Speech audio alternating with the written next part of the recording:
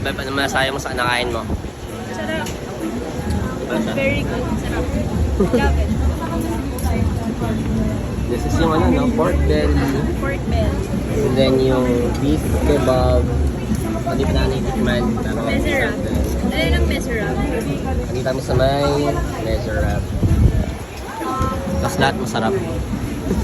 Guys, mas masarap yung chicken kebab kaysa yung sa beef kebab para sa akin. So far, in ordering nyo. It's just that mas malasa yung chicken. Yeah, I guess that's it. Parehas masarap no? Mas masarap yung chicken. Masama sa akin yung biscuit. Kasi hindi nakikipaglaban yung ipin. Target lang. Hindi tanggalin ng ano, no? Yung buto sa may laman. Ngayon kalambot yung grilled pork belly. It's actually, yep. Gusto mo pa rice ba? Yep. Wala din kasi silang ano. Gusto ko to. Dahil pinag-isip ko namin kung paano namin kakainin yung mozzarella. Kaya natin nagluluto. Mami, So ano, kainin natin na parang shawarma o hati-hati natin na hati-hati. Wala mo tayo sa natin sa kanila. sabi nila sana, nag-pizza na lang kayo. Ito, nag-Magino method. Actually, mas madali siya Mas kanina mahirap. pag nakakalahati na lang.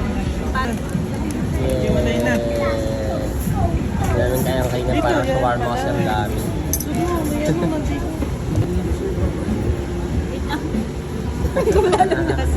parang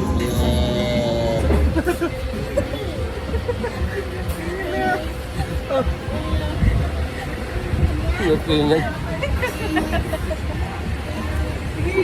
Kaya mo yan.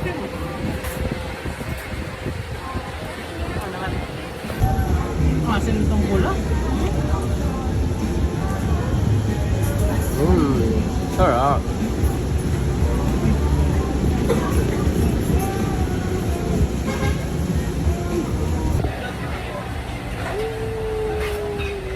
Yun lang guys, kapit lang pagpupunta dito kasi nasa 3rd floor. OMG.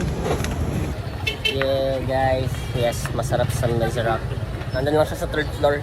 Diyos ko. Kailangan nakitin mo talaga pag ako makakain. Yeah, but overall, gusto namin. Thank you sa nag-recommend. Salamat.